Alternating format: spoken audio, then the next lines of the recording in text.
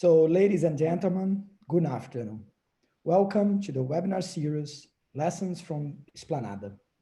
My name is Paulo Vasconi Speroni. I hold a master's degree in public administration from Columbia University and two bachelor degrees, one in international affairs by PUC Rio and another in social science from Getúlio Vargas Foundation. Today, I have the pleasure of representing the Brazil Talk team, the webinar host organization. Brazil Talk is a global platform for in-depth discussions about Brazil at Columbia University. Our team is led by our Executive Secretary, Julia Diaz, and also includes other Columbian graduate students, as Renata Penalva and Gabriela Silvestrini from the Teachers College, Pedro Vormitag and Julia Leite from the School of International and Public Affairs. Two of my teammates will help me today by asking questions to our guest speaker.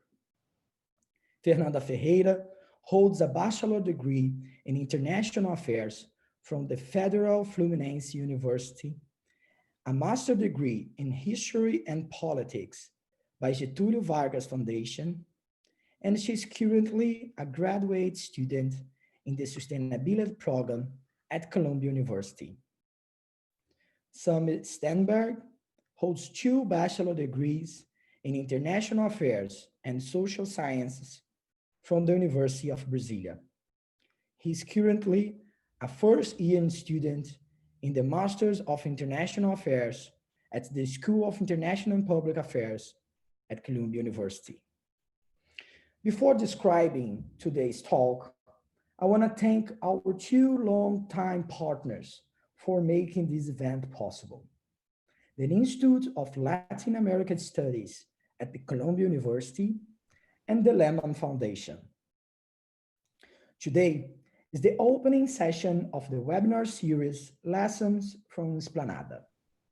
As the name already suggests, the series was designed to bring insights from former Brazilian ministers about the challenges and opportunities for our country in the income decade of 2020-2030.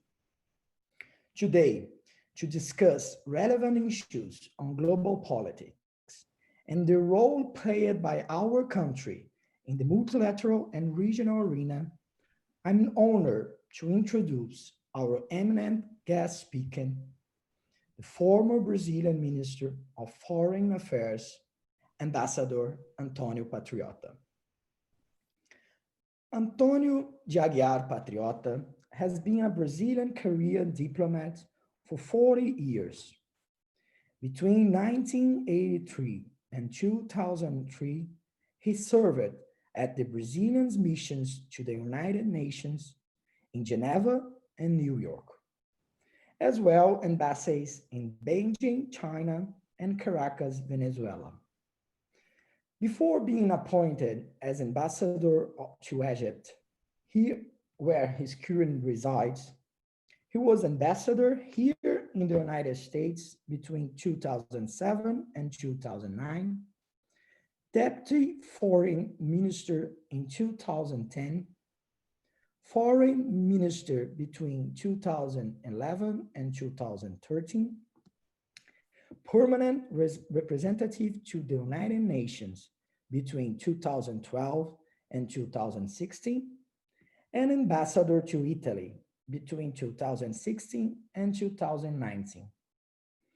Born in Rio de Janeiro in 1954, he graduated from the Brazilian Diplomatic Academy in 1979, after obtaining a degree in philosophy at the University of Geneva.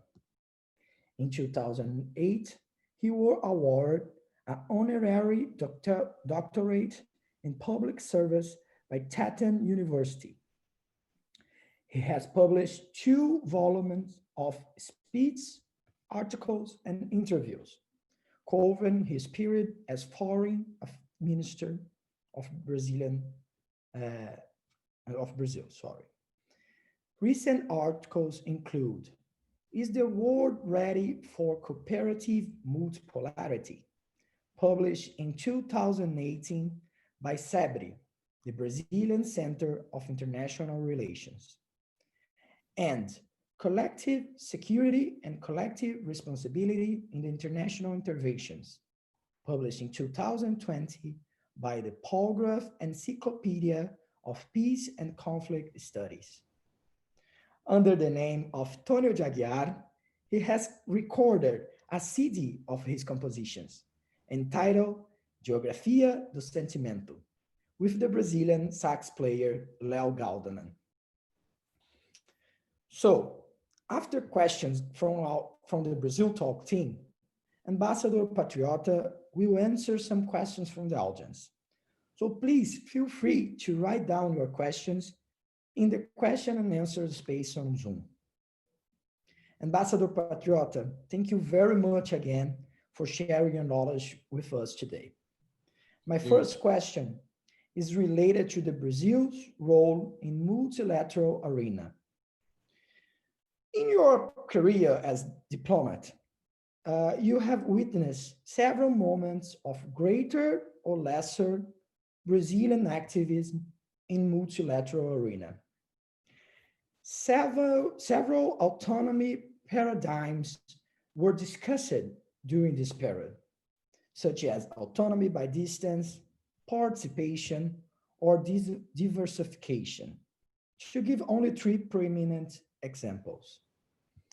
Since the 90s, for example, Brazil has tended to intensify participation in international organizations. How do you see our international insertion today and the critical areas that Brazil must explore during the next decade to reaffirm our preeminent role in the multilateral puzzles?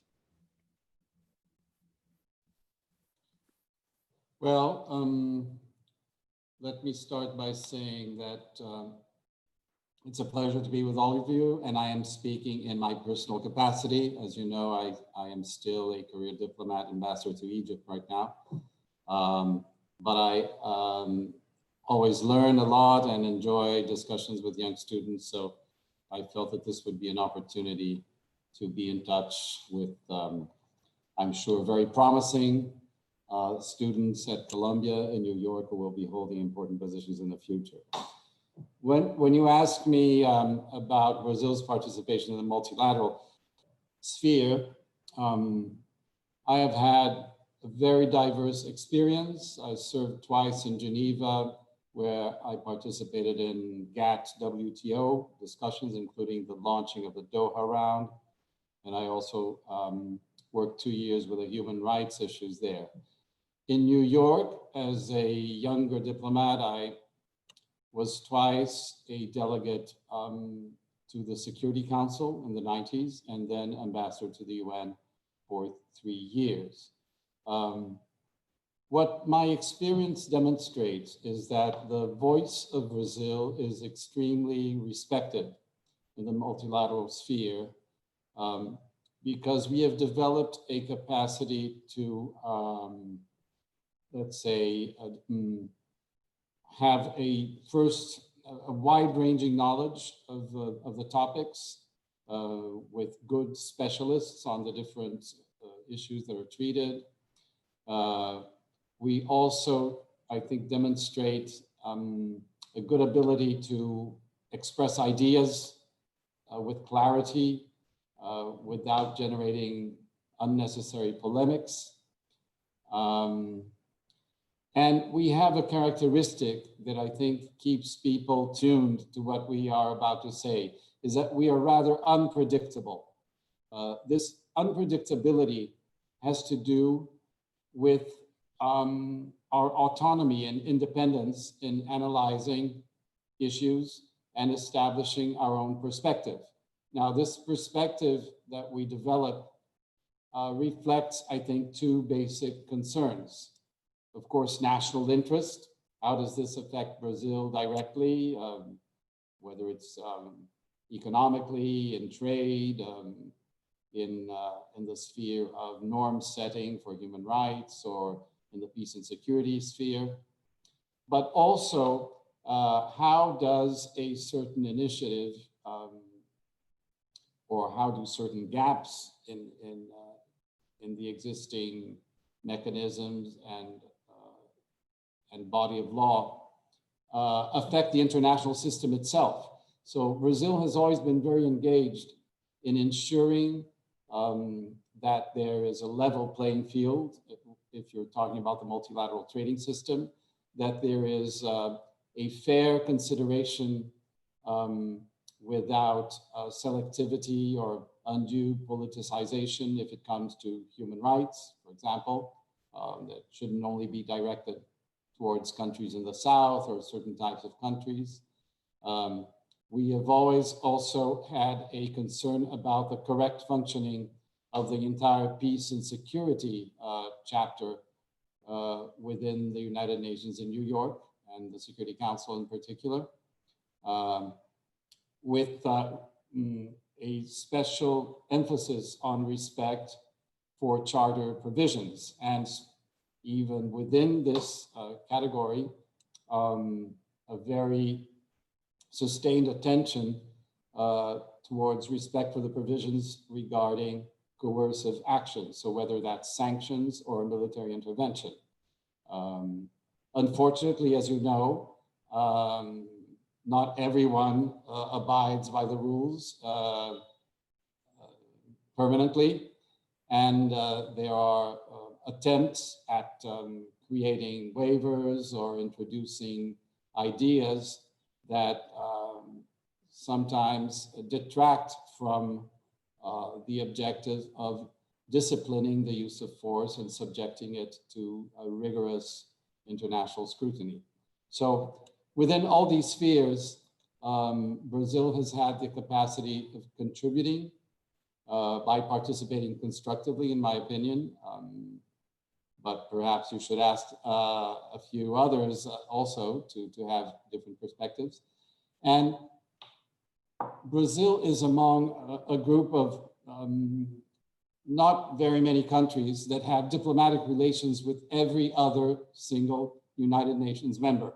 So currently 193 members plus 2 observers. There are about 15 countries at last count that have such universal diplomatic relations. What that creates is an ability to engage in dialogue with everyone without a pre-established or let's say prejudice attitude. I would just as comfortably speak to the observer from the Vatican as I would speak to the ambassador of North Korea at the United Nations if I felt that I needed to convey a certain point of view or if I needed to understand a certain perspective. So that I think is a plus for us. The other aspect that I would highlight is that we are quite unique in Latin America in terms of how our diplomacy has evolved. We are quite unique in the fact that with very few exceptions, all ambassadors are career diplomats. Very often the foreign minister himself or herself, we haven't had a lady yet, but we should soon, is a career diplomat. And we have by far the largest network of embassies and missions abroad for our region. Just to give you an example, I'm now currently in Africa, where we have 35 embassies. So the next country with the largest number of embassies, you may be surprised to hear, is Cuba, with close to 28, 27, 28. But if you look at Mexico and Argentina, or the 2 or 3, or Colombia nowadays with a population larger than Argentina's, they have 1/3 the number of embassies that Brazil has in Africa. So we have more than 30, they're around 12 or even less. Now, for multilateralism, and the French often make this point, you can participate in multilateral affairs with better knowledge of the stakes in any discussion if you have a very wide net covering the world bilaterally. So to take peace and security, it makes a big difference if I have direct information on South Sudan, for example, or the Darfur question coming from our embassy in Khartoum, or if I have to rely on material that I've been able to obtain through the media or through reports presented by the United Nations Secretariat. I'll give you another example of a very simple feature in Brazilian diplomacy that is unique in Latin America and that often we put at the service, and we offer this as a service to Latin American colleagues who happen to sit in the Security Council, is we have a daily bulletin that we receive, and I receive it here in Cairo, just as all my colleagues around the world, with headlines or a very brief summary of the most important cables. We still call them cables, although they are transmitted through online, of course, through the internet, regarding different aspects of international reality. So our colleagues from very, very sophisticated diplomacies like Chile, they don't have something comparable. And when the Chilenos were in the Security Council, we placed a diplomat at the Brazilian mission in New York at their disposal. And we would share, once in a while, there may be something that is slightly confidential that we may censor and decide not to share. But on a regular basis, practically on a daily basis, we would share this daily bulletin. And all our Latin American colleagues who benefited from this information made very clear to us how valuable it had been. So I'm just giving you a little bit from my perspective, my experience, and also highlighting some of the aspects in which Brazilian diplomacy may differ from other diplomacies. Thank you very much, Ambassador. Now, Fernanda, please, you can make your question. Hi, Ambassador. Thank you very much for joining us today. It's an honor to have you here. So I'd like to move in for a more cultural perspective. As we know today, several countries have adopted or discussed different types of identity to position themselves in the international systems. The Chinese professor Yan Shuotong, for example, proposed one of the many possible ideas, which would be the differentiation between more densely technological countries and less densely technological countries. His idea is that a technological edge is more powerful than an advantage in any other area. Another example would be the case of Brazil, which within the World Trade Organization framework decided to not classify itself as a developing country. In this context, I would like to hear from you about the relevance of the North-South identity in the world today. Does it still make sense to talk about global South or South-South relations? What's the role of these new identities in the world today? And what would be the next identity for Brazil? Thank you very much. Thank you. I mean, there are at least three important questions within this question, and maybe I'll separate them a little bit and say at the outset that I'll give a personal perspective that does not necessarily reflect official positions or the current state of discussions. So regarding the first suggestion by Mr. Yan Shuotong, I'm not sure what his position is in China. I lived in China as a junior diplomat, and I have many friends there, and I like the country very much, by the way. But I have to say that I found his proposition problematic.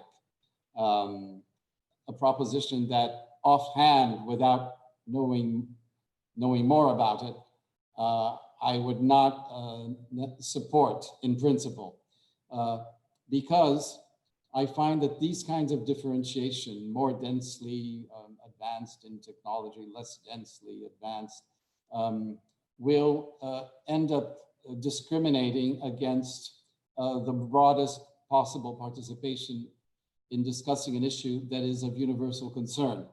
Now, as we know, new technologies, they have their positive aspect, but they also have their malicious or ominous side. Secretary General of the United Nations, Antonio Guterres, has recently spoken of the 4 horsemen of apocalypse that represent threats to our modern world. And one of the horsemen is precisely the ominous or the negative side of technological progress. Much of this technological progress is dual use. It can be used for peaceful purposes, but it can be used also for military or bellicose purposes. We need to be attentive, and we need to have as broad as possible a discussion on the different implications of whatever systems or rules or mechanisms are being discussed. So I would also consider that the United Nations is the ideal venue for a thorough and systematic examination of the international implications of these new technologies. This is already happening to some degree. I picked up a resolution 73/23, General Assembly's resolution, that deals with information telecommunications in the context of international security. I'd also like to mention here in passing, since I spoke of dual use technologies, and one with which we are familiar is nuclear technology. It has been with us for 75 years at least. And it was very interesting that on the United Nations Day on October 24th, a treaty on the prohibition of nuclear weapons achieved sufficient ratifications, 50 ratifications, for it to automatically come into force in the next 90 days. Why do I mention this treaty? Because it is a pioneer example of something that may become a new feature of multilateral negotiations in the future. And I would be very much in favor of this. This treaty would not have come to life if it had not been the active campaign by a civil society coalition called ICANN. You are familiar with them. They won the Nobel Peace Prize in 2017, the International Coalition for the Abolition of Nuclear Weapons. They are the ones who provoked, pressured, worked with a number of delegations, first at the Conference on Disarmament in Geneva and then in New York, to push forward a text that was subject to a lot of pressure in the opposite direction and pushback from the nuclear weapon states, from countries that are part of defense alliances that foresee resort to nuclear weapons. Notwithstanding, this treaty came into being. Now, I'm under no illusion that this treaty will eliminate any nuclear weapons at all.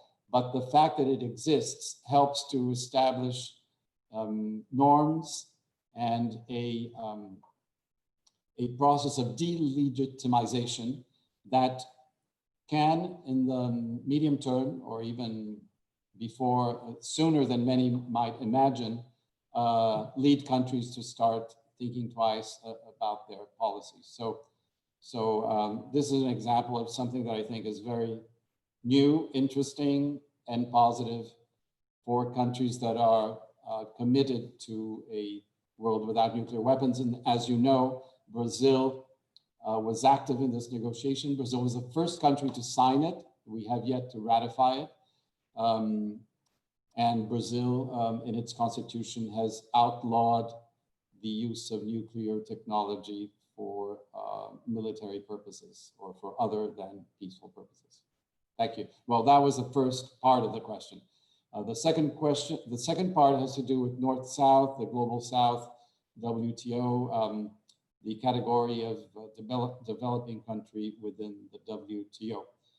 I have a few thoughts to share with you on this topic that go a little bit along the following lines. First of all, the fact that there have been now for several decades provisions allowing for more favorable treatment for developing countries in the WTO does not mean that the system does not remain very much tilted in favor of developed countries in general. And historically, you have had entire categories of products like textiles that were submitted to special rules that in fact discriminated in favor of developed countries and against low-wage textile exporters that were considered as market disruptors because their products were much cheaper. In the agricultural field, we all know that export subsidies and other subsidies that have been resorted to by developed countries have distorted international markets to the detriment also of the potential for growth for developing countries. So these provisions on more favorable treatment for countries of the South, they were an attempt to help to level the playing field, where the playing field continues to be rather lopsided in favor of the developed world. Now, that is one thought. A second thought is that it is unquestionable that many countries that were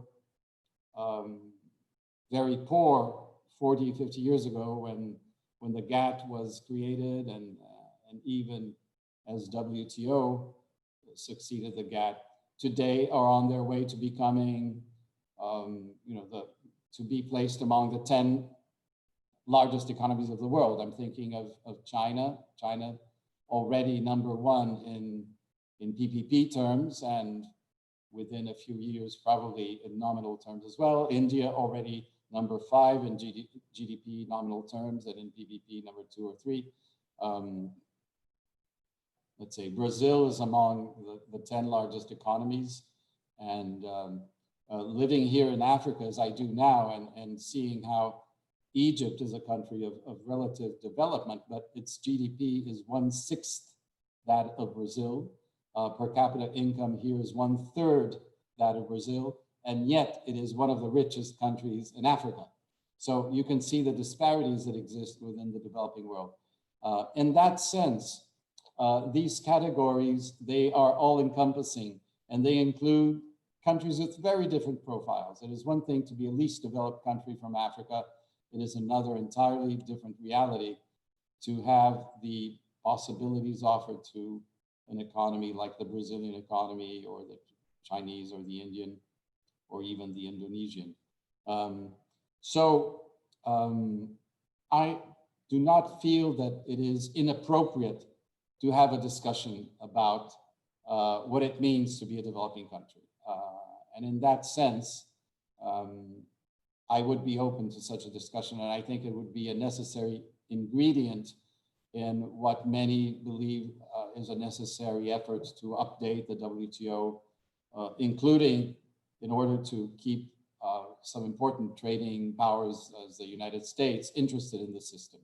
Because the risk you run is that if it is perceived as out of date and out of sync with today's realities, countries will just go their own way and abandon the system as such. Another element, and I would add this as a third thought before I conclude on the North-South and the Global South part of the question, is that I believe that the WTO is being unnecessarily hampered by the consensus rule. As you know, although it is technically possible to vote the WTO, this never occurs. And it is a consensus rule that is preventing the organization from appointing judges to the appellate body. And the appellate body is an essential piece of the dispute settlement system of the World Trade Organization. So within this new bargain that could be struck, that might include, let's say, a revision of what is a developing country and what is not a developing country, I think you would need to review the consensus rule as well.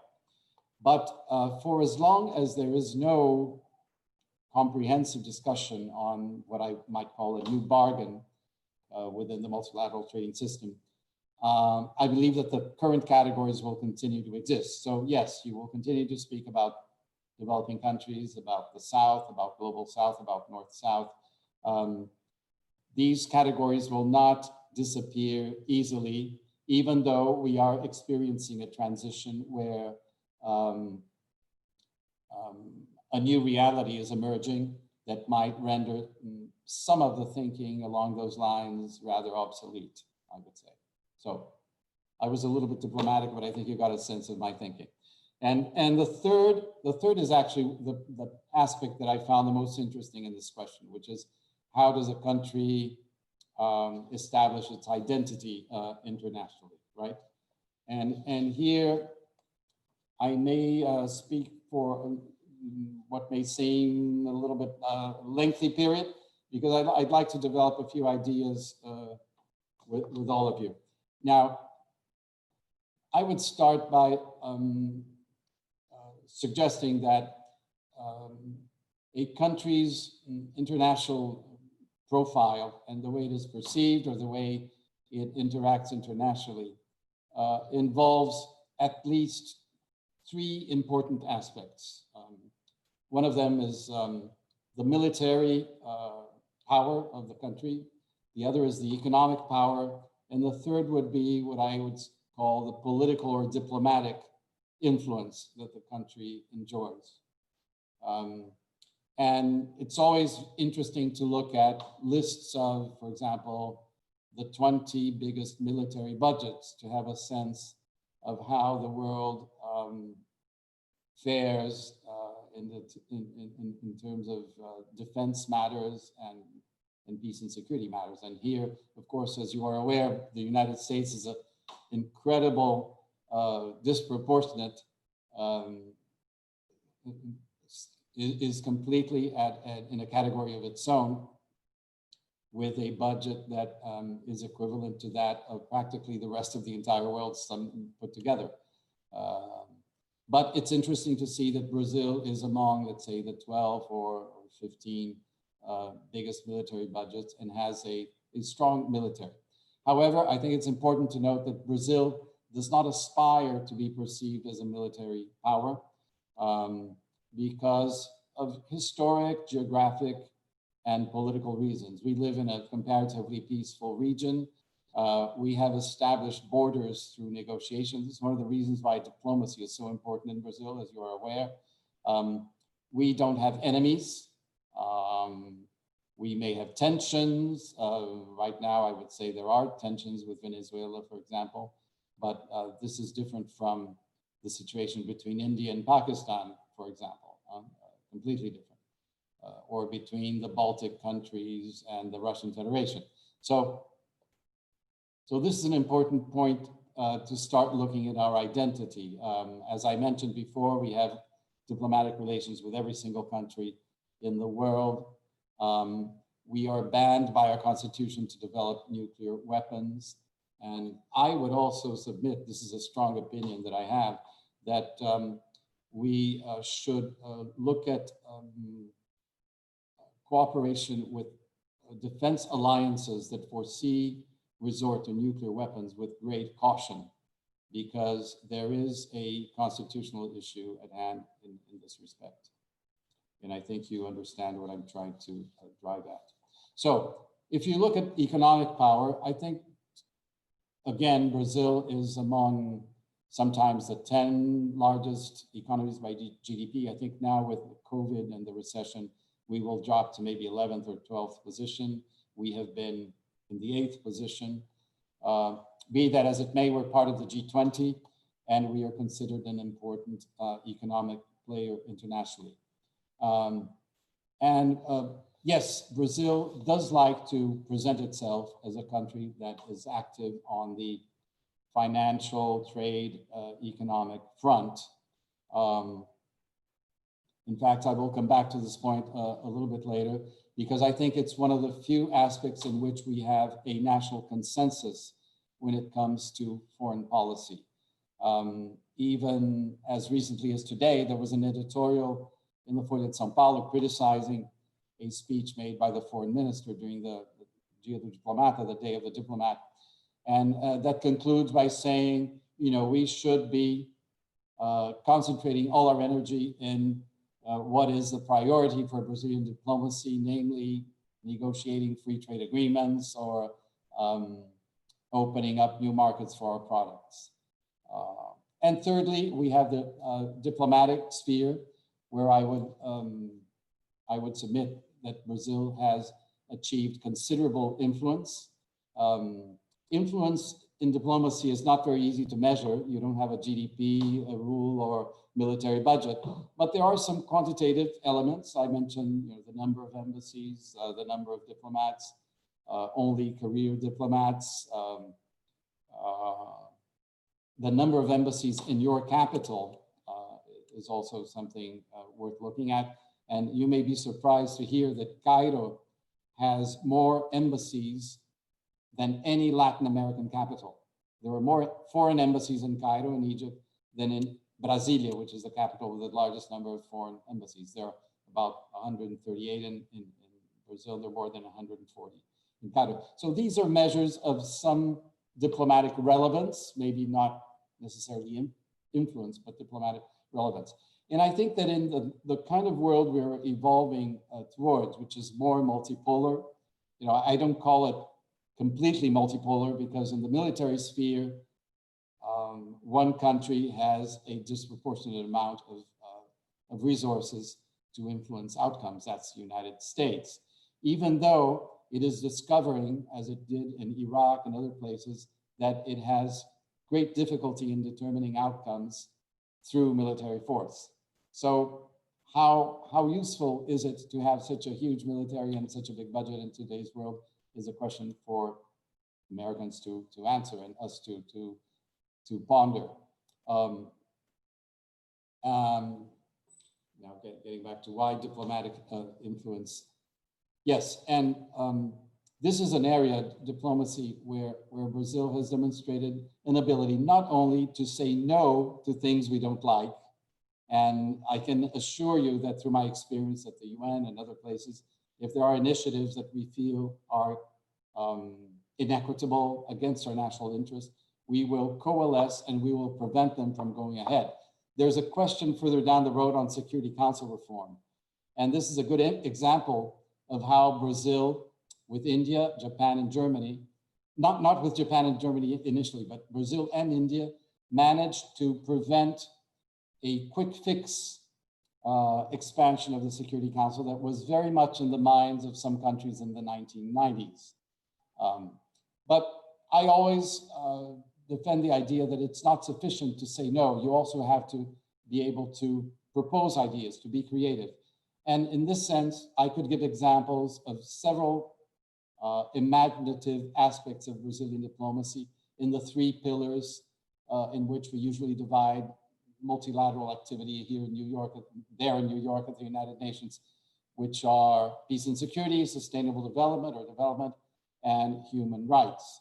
And we can talk about that a little bit further down the road. But the thought I'd like to leave with you, I already started articulating it, is that in Brazil, you have a consensus regarding the importance of engaging internationally in the trade, economic, financial sphere.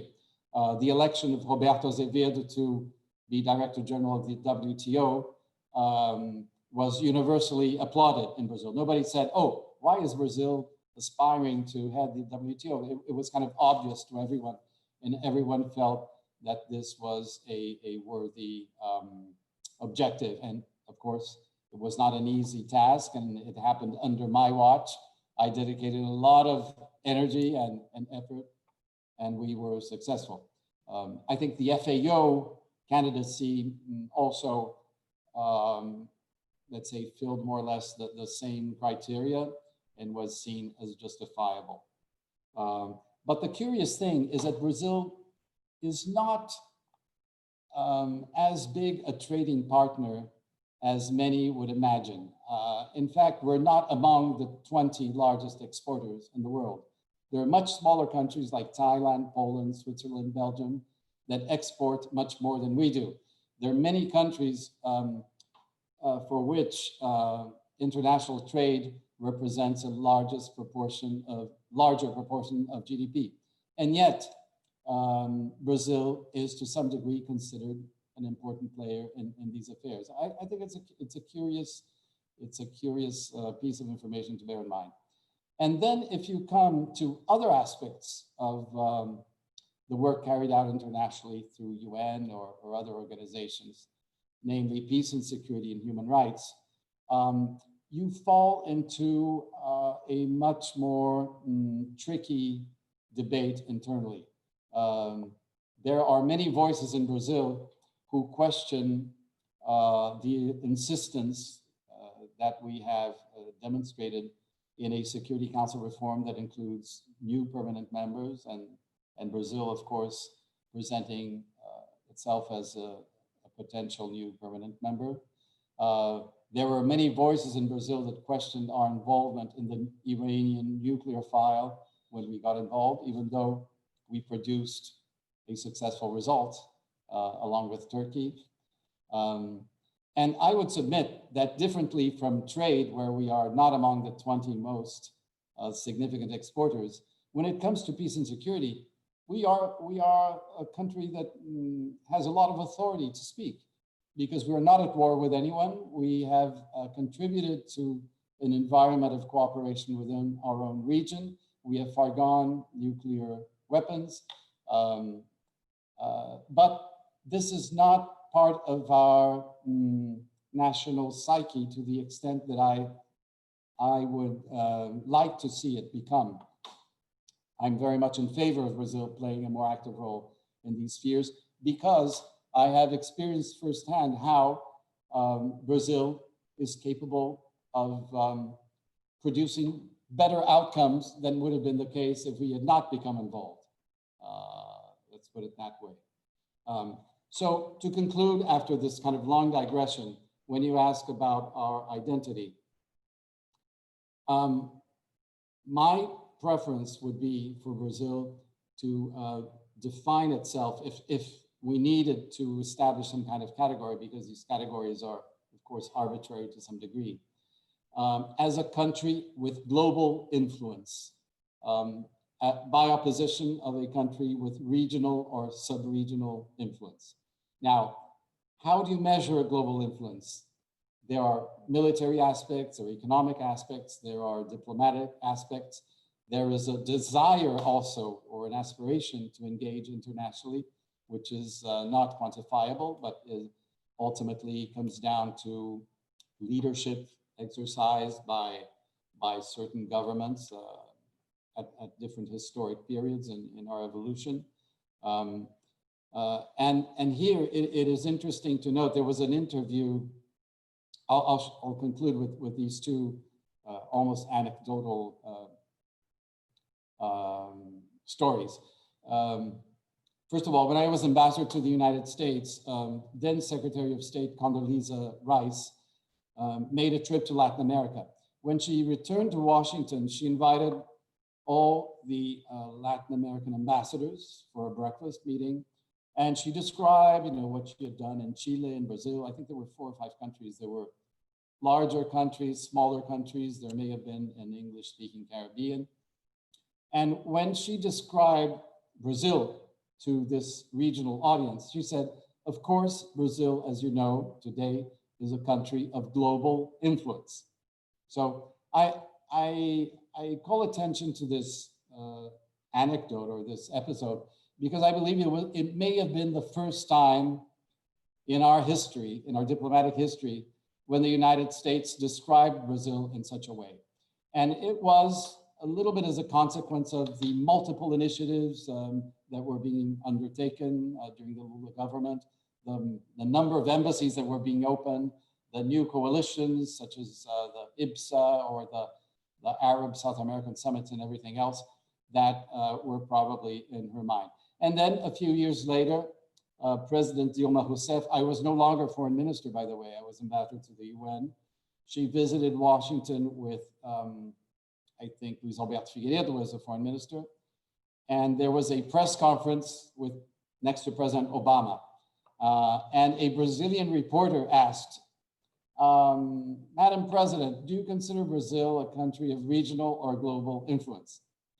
And I don't know if you remember this or if any of you have watched this interview, but there was an almost amusing moment when Obama said, wait, I want to answer that question. And his answer was, Brazil is unquestionably a country of global influence. So I'm not saying that we need a rubber stamp from Washington to determine whether we have global influence or not. But I think it's an interesting perspective to have, that not only have we acquired this influence, but we are also perceived as having acquired that influence. Now, what that entails is a high level of responsibility. And I will conclude on that note. Thank you very much, Ambassador. Now, Sami, please, can you please do your question? Yeah, sure. Thank you again, Ambassador, for sharing your knowledge with us. I'd like to take part of your previous answer and your argument that Brazil has authority to talk about peace and security in the multilateral arena to ask a question about the United Nations system and the evident need to improve it. So as the head of the permanent mission of Brazil to the United Nations, you monitor the debates on the reform of the UN and specifically the reform of the United Nations Security Council. I would like to ask you, what's the current situation of this debate and what's your opinion on the development of this agenda during the next decade? What will be the role of Brazil to push these topics forward? Thank you very much. Thank you, and I have already touched on this to some degree. The current status is paralysis, but paralysis cannot last forever. In fact, paralysis in international relations never lasts forever. So this is a momentary paralysis, and I would submit that at some point, the expansion in the membership of the Security Council will become inevitable. Now, the exact event or the exact trigger for this to happen is not clear to me yet. But I often resort to a very simple comparison to highlight how this reform has really become overdue and necessary. When the 2008 financial crisis hit the world, again, I'll share with you a little bit of my personal experience because I think this is maybe what makes the conversation more lively. I was ambassador to the United States and I offered a dinner to the then Secretary of the Treasury, Hank Paulson. Some of you may remember him. And I remember him telling me, this is probably in a cable that we wrote subsequently, him telling me, you know what, this crisis is really global in scope, and we need to expand the G7 because it has become pointless to meet in a kind of like-minded group, even though I think maybe at the time Russia was participating as G8, or even with Russia, but without China, without the larger economies in the developing world and so on, India, Brazil, and others.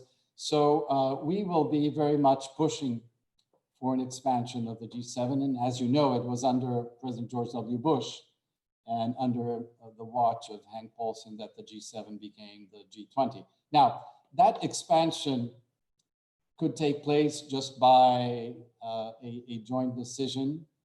It did not involve an amendment to any charter or ratification of the amendment by any parliaments around the world. So it was a comparatively simple process. But I would say that the kind of situation we are facing today in the world, and I would recommend that you take a look at Antonio Guterres' 4 Horsemen of the Apocalypse speech, because it's a good kind of diagnosis. To summarize, the 4 Horsemen are geopolitical tensions, climate change, unequal globalization or rising inequality, and the negative side of technological progress. Recently, he's been mentioning a 5th horseman that is not even in the Bible, and that's the pandemic.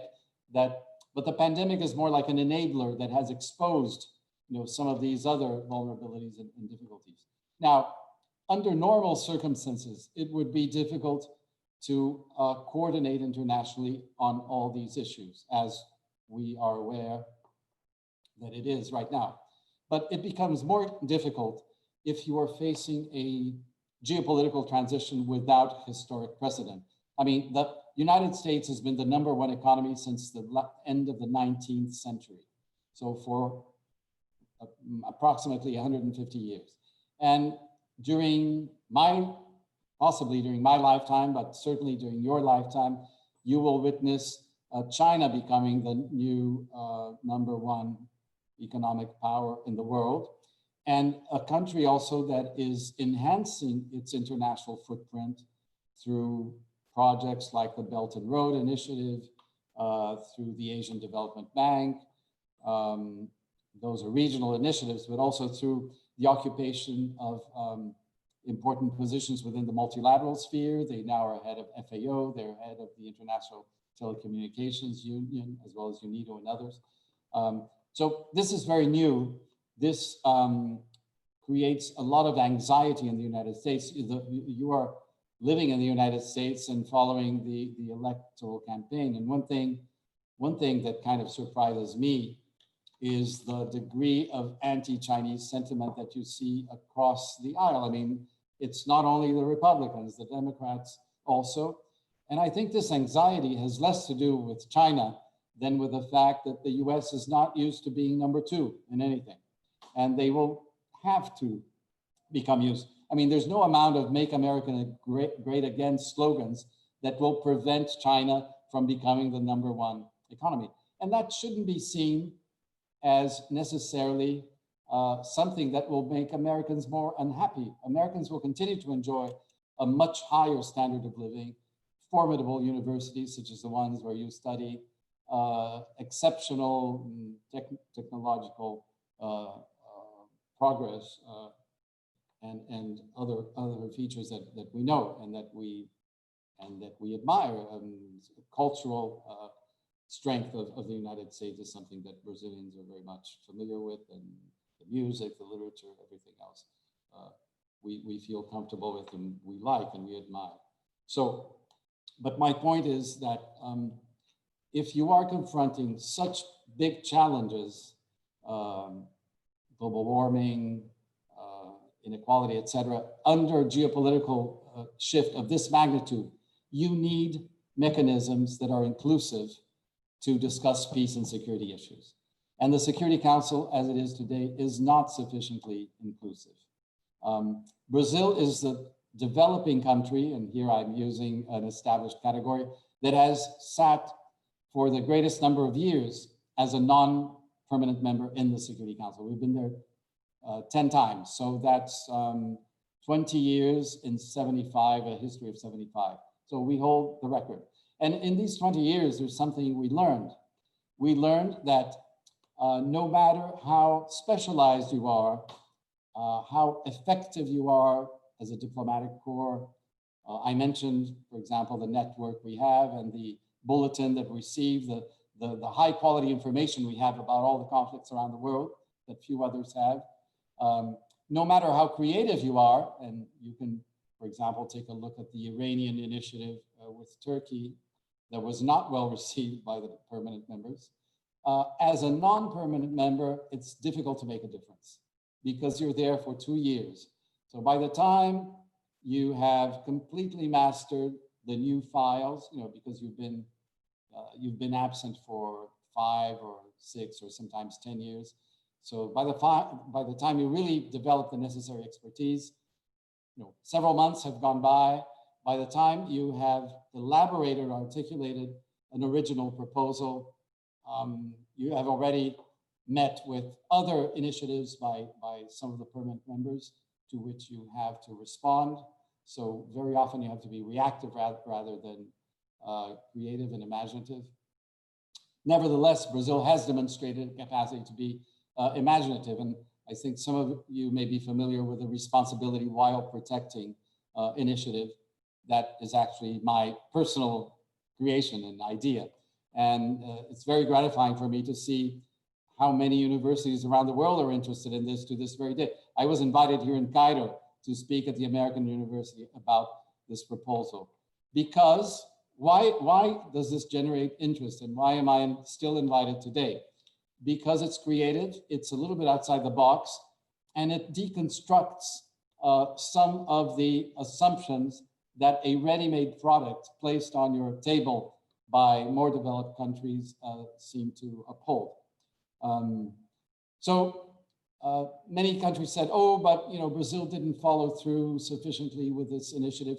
Of course, we're not permanent members. We're there for 2 years, then we're outside. We continue to make speeches in the open sessions, but our ability to make a difference is very much curtailed by not sitting there permanently. So in my opinion, and I go back to my initial comment, it's paralyzed.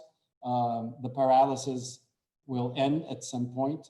Reform is inevitable, but we have to recognize that although there's an overwhelming majority in favor of expansion in both permanent and non-permanent categories, a very effective minority has been preventing this from going ahead. So, there are blocking minorities at the UN and within the UN system that actually succeed for more than 20 years in stalling a debate. But I am convinced that this will be temporary and that at some point we will see movement. Thank you very much, Ambassador. Now, before we move to the question and answers from the audience, I want to do a last question for you. And I want to talk a little bit about the concept of bandwagoning and how it applies to Brazilian reality. In few words, in international relations, bandwagoning occurs when a state aligns with a stronger power and concedes uneven gains in the spoil they conquer together. We already experience this strategic development association in international politics in Korea, Japan, and other countries. Can a bandwagoning relationship inspire Brazilian foreign policy or not? Would Brazil's relationship with the United States today be an example of this concept taking place? And since you mentioned the upcoming elections in the United States, how do you think the results can impact our relationship with them? Thank you. Thank you. And actually, I was looking forward to this question because this question allows me to do something that I have been describing that Brazilians often do in international debates, which is taking a concept that has received some credibility internationally and looking at it from an innovative angle and actually questioning the usefulness of that concept. I would start by saying that I'm not sure if this idea of so-called bandwagoning has much meaning in a multipolar world. I think it had relevance during the Cold War, where you had the real threat of a nuclear confrontation between two major blocs that were antagonistic between each other. And many countries felt that they were unprotected from a security point of view if they did not fall in under one or the other umbrella to some degree, or the protection of one or the other superpower. But in a more multipolar world in which power is more diffused, in which nuclear war continues to be inconceivable for humanitarian reasons, and also for the simple reason that it would entail extraordinary damage even for the power that resorts to offensive nuclear bombing itself. So a very irrational option. And where we have seen that political outcomes from military intervention are very often very different from the intended outcome. We've seen this in Iraq, we've seen this in Libya. I don't have to give more examples. To some degree, Afghanistan. 20 years later, the Taliban will probably take power in Afghanistan. So, how useful was this this investment in military strategies? I believe that this idea of so-called bandwagoning loses a lot of importance. And for Brazil, I would submit that it really almost doesn't apply. I think bandwagoning is conceivable for weak countries. So you mentioned Japan and Korea. Japan after World War II was a destroyed country. It had very few options. Either it submitted entirely to the sphere of influence of the United States and accepted some degree of tutelage, or it would be destining itself to international relevance. And we know that they jumped back brilliantly, and their strategy probably worked for them. But it started from a very weak, vulnerable position. The same with Korea. The Korean War split the Korean Peninsula in two. The country was destroyed. Korea was an extremely poor country, something Ban Ki-moon used to remind us when he was Secretary General of the United Nations, became an economic powerhouse. And so for those kinds of countries, there's a certain meaning. But for a country without enemies, that is part of denuclearized region under the Treaty of Tlatelolco, has diplomatic relations with the entire world, does not feel particularly threatened. I don't see any interest in traditional bandwagoning. Our big challenges, as we know, are inequality, social injustice, high criminality in some of our cities, infrastructure that has become inadequate, sustainability. Bandwagoning with a big power will not help us in achieving any of these objectives. So I just find that the concept itself would not really apply in today's world. It would apply less than before, and to Brazil it does not apply at all. In fact, I would think it would be almost a mistaken approach to, now, this does not mean that we do not have very close relations with the United States right now. You're right in pointing that out. But it's interesting also for you students of international relations or other topics that deal with international matters to look at many of the other, let's say, profiles that Brazil has. Brazil has recently joined a BRICS communique of foreign ministers that describes the kind of world we'd like to see. And I think I have a quotation here. The ministers called for enhanced efforts to establish a more fair, just, inclusive, equitable, representative, multipolar international system based on the sovereign equality of states, non-intervention in their internal affairs, cooperation and mutual respect for interests and concerns of all. Now, does this seem compatible with bandwagoning or automatic alignment with any big power? I don't think so. And this communique is only 2 months old. So sometimes the media distorts a little bit what's happening, and you get the impression that there's, in fact, a stronger alignment with the US than is actually the case. As you know, trade with the US has been going down, just as trade with China is going up, and our surplus with China considerable. And we have diversified relations to the point where we have so-called strategic partnerships with, I believe, more than 20 countries. We have a strategic partnership with China. We have a strategic partnership with Russia. We have a strategic partnership with Nigeria, with the European Union. And lo and behold, we don't have a strategic partnership with the United States. This was never considered as something that would be beneficial to our bilateral relations, although we do have other joint initiatives. And we've enjoyed, in fact, very good relations during different periods, including the period when President Lula was in power and I was ambassador in Washington. President Lula was invited to a weekend at Camp David, which is something that is reserved to very few heads of state, as you know. I'm not sure if this is in the cards for the current government, depending on the outcome of the US election. We'll see what happens. At the same time, there's something that I wish to share with you that comes from my experience as ambassador in Italy, and that I find interesting.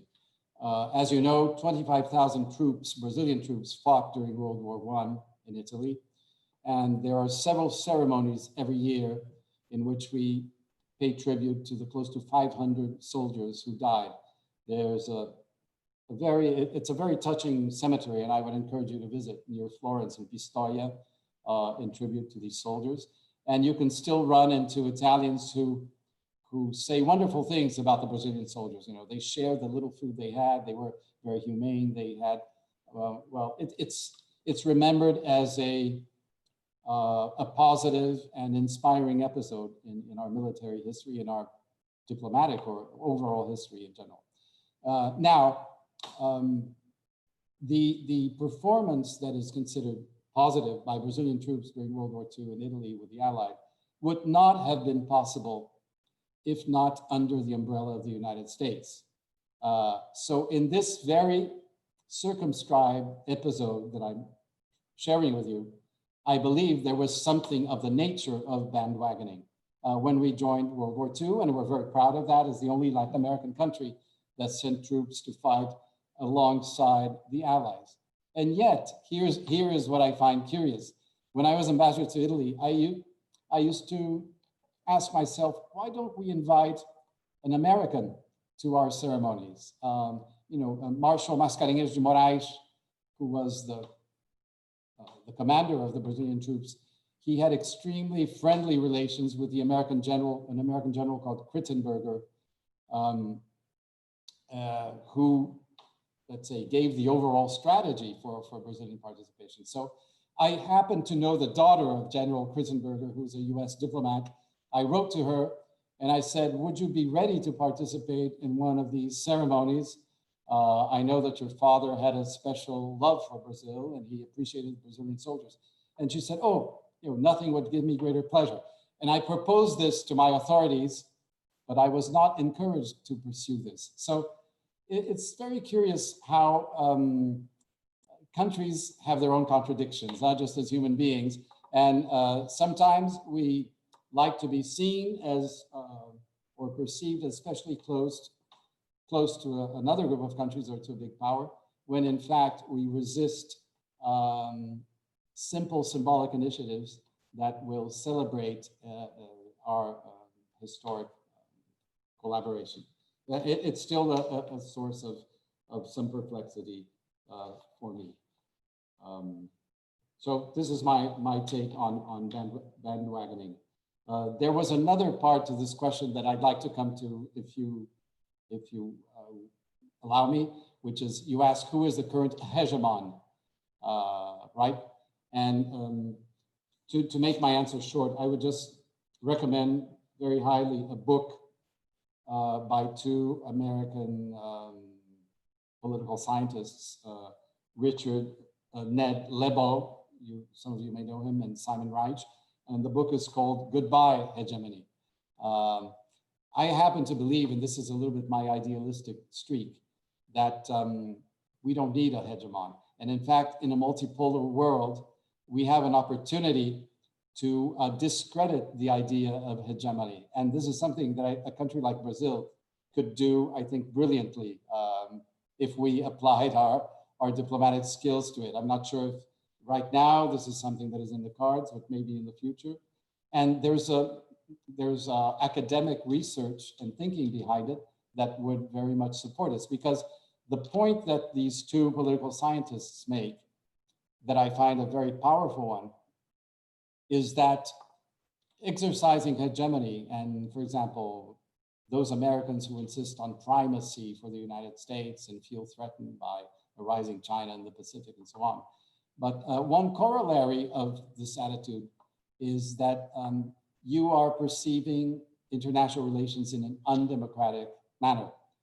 So the conclusion in their book is that hegemony is ultimately incompatible with democracy. And I think what we should strive for in a country like Brazil, has been a strong advocate for this, is rendering international relations as democratic as they can be. And I'll conclude on a little personal note. When I wrote some of the opening speeches for different presidents who opened the general debate at the General Assembly, and you will find the sentence in there in 2 or 3 speeches, I say that those who uphold democracy domestically should also uphold democratic systems internationally. So as inclusive and as plural with as little differentiation as possible between those who wield veto rights, for example, in the Security Council. This is the march of civilization, in my opinion. Thank you very much, Ambassador, for sharing some of your perspectives on how our foreign policy should be. And now we only have 15 minutes left, and we have several questions from the audience, and we're going to try to go over some of them, but I'm afraid we will not be able to cover everyone's questions, so we're sorry about that. But I would like to go with the first one, which is from Guilherme Barros, and he asks, diplomats from the Rio Branco Institute are outstanding public servants. However, our diplomats' gender and racial diversity does not reflect the Brazilian demographics due to several existing barriers, which prevent underrepresented populations from dreaming of a diplomatic career and holding leadership positions in embassies and international organizations. In your perspective, what are the most significant barriers to racial and gender diversity in the diplomatic career in Brazil? And how could Brazil have more Blacks, Indigenous, and women representing the country internationally? Well, first of all, I agree with Guilherme Barros. The composition of our diplomatic corps does not reflect our racial diversity and is insufficiently inclusive in terms of gender. But this is not the privilege of diplomacy. This is the way Brazilian society functions. If you look at the government in general, I don't think we have a single Afro-Brazilian minister at present. The number of women, female ministers in the cabinet is very limited, very reduced. We don't have a very good performance. Our performance is quite bad when it comes to the parliament, the percentage of women who are elected to the Chamber of Deputies and to the Senate, even lower than in a country like Egypt, where you have the Muslim religion that is, let's say, less conducive to promoting gender equality. So this is a big challenge for Brazil. I think it's one of the most important social challenges for the future, for the society in general. And I would very much like to see some more ambitious affirmative action initiatives to allow our foreign ministry to be more diverse. Some projects already have been in place, including one that was established by Minister Celso Amorim, under whom I worked for many years, as you know. These were grants afforded to African descendants in order to help them prepare for the examination. Now, it's not a quota per se, but it's a, let's say, an assistance for those interested in entering the diplomatic corps that will diminish their disadvantage, their economic or social disadvantage. I'm not sure even if this program is still in force. But the truth is that we have had some degree of success. I'll share with you another, maybe a slightly different take on this issue. I find that the transfer of the capital from Rio to Brasilia itself had a very positive impact in making our diplomatic corps more diverse and inclusive, because when it was in Rio, the average diplomat used to come from Rio or São Paulo. This was the truth, with a very small minority from the Northeast. And whoever wanted to enter the career would have to move first to Rio in order to pass the examination. When the capital was moved to Brasilia, and the Rio Branco was moved to Brasilia in the late 70s, the examination started being organized in all the state capitals. So already in my class, and this was 40 years ago, there were students from Rio Grande do Sul, from Bahia, from Pará, from all over. And when I was foreign minister, I once visited the Rio Branco, and I was surprised to discover that there was a class with a majority of students from Minas Gerais. This is the first time it ever happened in the history of the Rio Branco. So, of course, we don't want a majority from any state, but the fact that the composition is changing geographically is something positive in itself, but there is quite a long way to go in terms of racial diversity. I would only add that this is also the case, unfortunately, in many other countries that have large African descendant minorities, with very few exceptions. Thank you, Ambassador. We also have a good question from Rafaela Marinho. She says, in the past, Brazil's health public system has been seen as a global reference. Now, how has the pandemic influenced our international perception on the global health stage? Well, I think the Sistema Único de Saúde, the universal healthcare coverage in Brazil, is still considered as a big achievement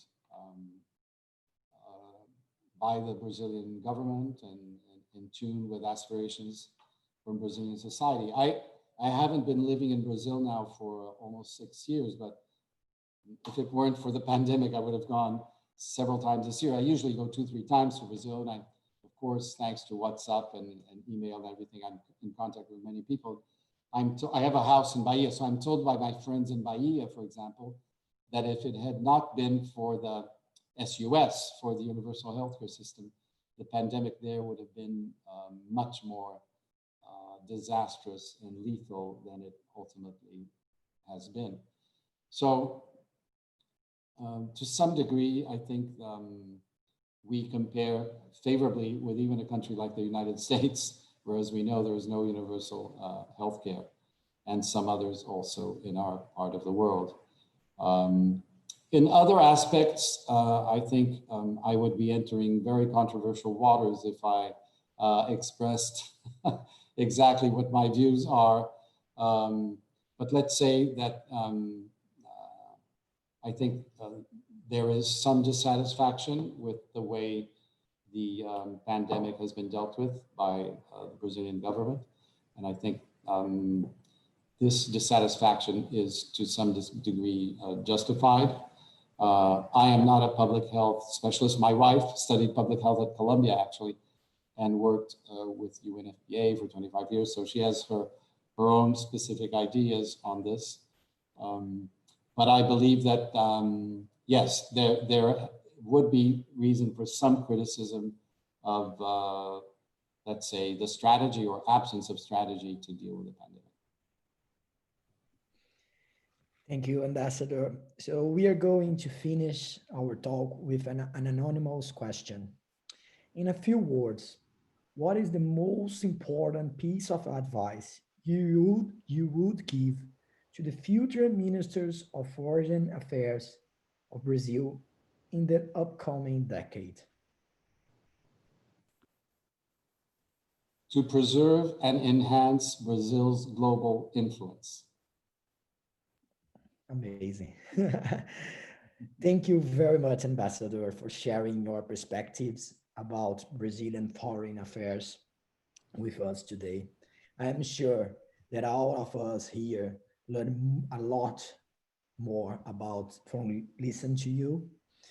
And on behalf of Brazil Talk team and our longtime partners, the Institute of Latin America Studies in Columbia University and the Lemann Foundation, I thank you very much again. Thank you very much. I enjoyed the talk, and congratulations for the excellent questions and the very good organization. Hope to meet you in person sometime. Yeah, thank you. And so to finish, my friends, next week on November 4, same day, same time, we have the next chapter of the lessons from Esplanada, our webinar series, with the former Minister